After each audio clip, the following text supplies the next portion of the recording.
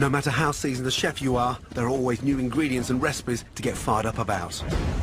Right, the most amazing fish and chips, which is my go-to comfort food, served with incredible fries. For me, fish and chips screams cod. Highly sustainable, delicious, but the secret is in the batter. This is a beer batter, 00 flour, eggs and beer. It sort of makes it lighter, crispier, and it's an amazing flavour. The secret is to make that batter the night before. The more you can let it rest, it becomes so crispy. Lightly season your fish. Too wet a fish can destroy the batter, so I like to season my fish first with salt. That extracts the moisture from the fish, which keeps the batter even more crispy. Then from there, just brush off that seasoning and just pat down the fish. That way it stays nice and firm. Into the flour and then nicely rolled. Make sure you get the ends done. Dredge the fish in the flour in order to make sure the batter sticks. Really important. And then next, into the batter. Make sure you dust off any excess flour. Otherwise you get these white clumps of flour underneath the batter. Into the batter. Let it sink. I like top and tailing my fish. I trim the top, trim the base. I've got an even piece of fish. If it's cut evenly, it's going to cook even.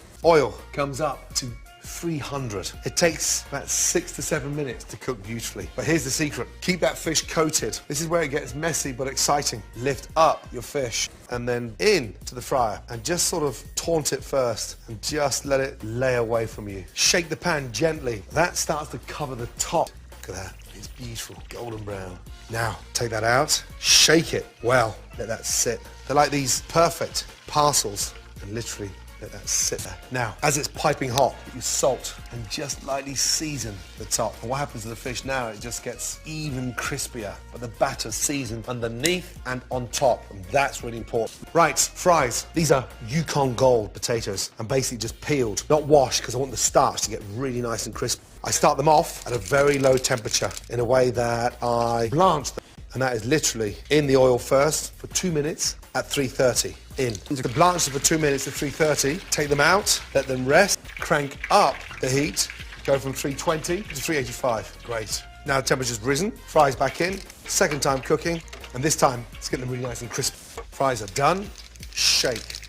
You can hear how crisp they are. Out onto a tray, drain them really well, lightly rub off the excess fat. Fresh parsley on top, a touch of paprika, and then a touch of salt and pepper.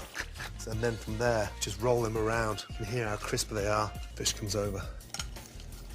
Hear how crunchy that is. Fries, place them there. Hear how crispy they are. Beautifully. And there we have fish and chips, a la Gordon.